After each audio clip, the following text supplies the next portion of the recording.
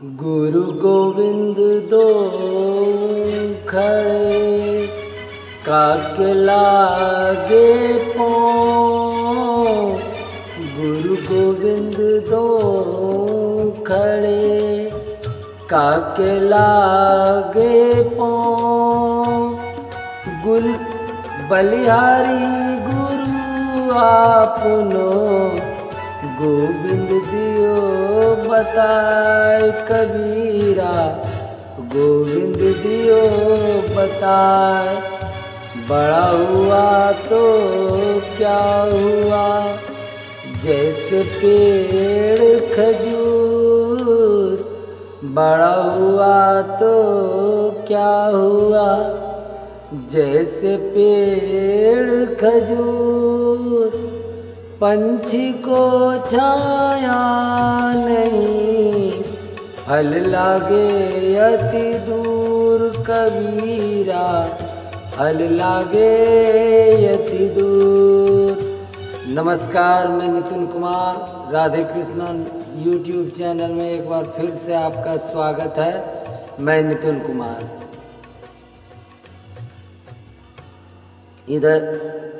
इधर 15 दिनों के से लगभग हमारा वीडियो आप तक नहीं पहुंच रहा था, जिसके चलते मैं आपसे क्षमा प्रार्थी हूं। इधर आम चुनाव होने के कारण, पंचायत चुनाव में थोड़ा व्यस्त होने के कारण आप तक मैं वीडियो नहीं पहुंचा सका। इसके लिए एक बार फिर से क्षमा प्रार्थी हूं मैं।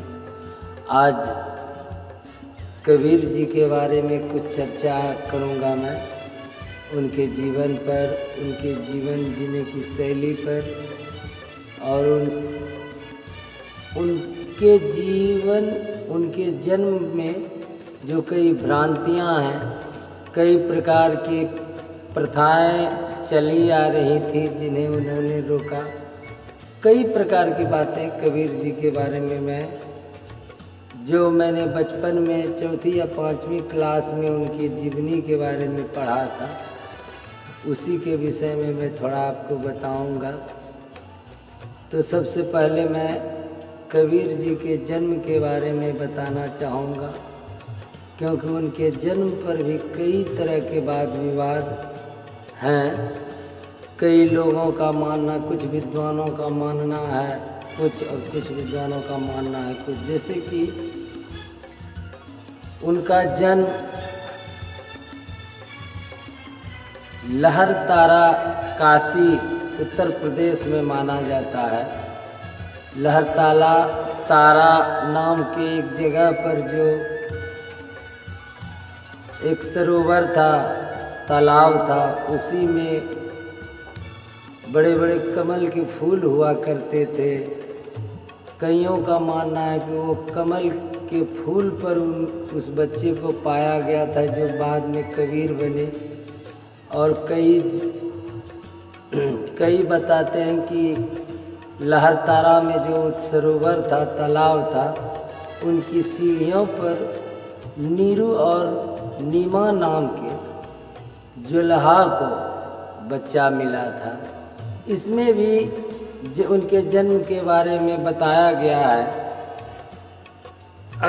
सन 1398 की जेठ पूर्णिमा में उनका जन्म हुआ था। उनके जन्म के बारे में जो प्रथम भ्रांतियाँ हैं, मतलब पहली जो घटनाएं बताई जाती हैं, उसमें जगत गुरु रामानंद जी स्वामी के आशीर्वाद से काशी की एक विधवा महिला के गर्भ से उनका जन्म हुआ था। वो महिला विधवा थी, इसलिए उन्होंने उस बच्चे को जन्म देने के बाद उस तालाब की सीढ़ियों पर रख दिया। कुछ विद्वानों का ये कहना है, और कुछ विद्वानों का कहना है कि प्राचीन ग्रंथ के अनुसार, पुराने ग्रंथ के अनुसार कहना है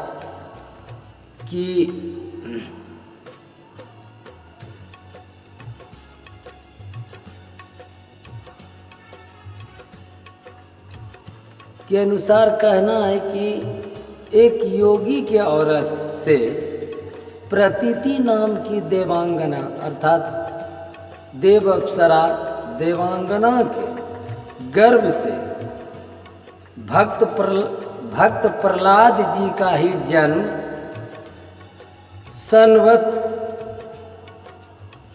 1455 ईस्वी के करीब जेठ शुक्ल के 15वीं तिथि अर्थात पूर्णिमा के रूप के ही दिन भक्त प्रहलाद ही कबीर के रूप में प्रकट हुए थे उस कमल के फूल पर, जो कि नीरू और नीमा नाम के जुल्हा पति पत्नी को मिला, जो कि पहले से संतानहीन थे। उन्हें ईश्वर ने संतान सुख नहीं दिया था, तो उन्होंने उसी बालक को का पालन पोषण शुरू किया और उसका नाम कबीर रखा। कबीर जी जब कुछ बड़े हुए तो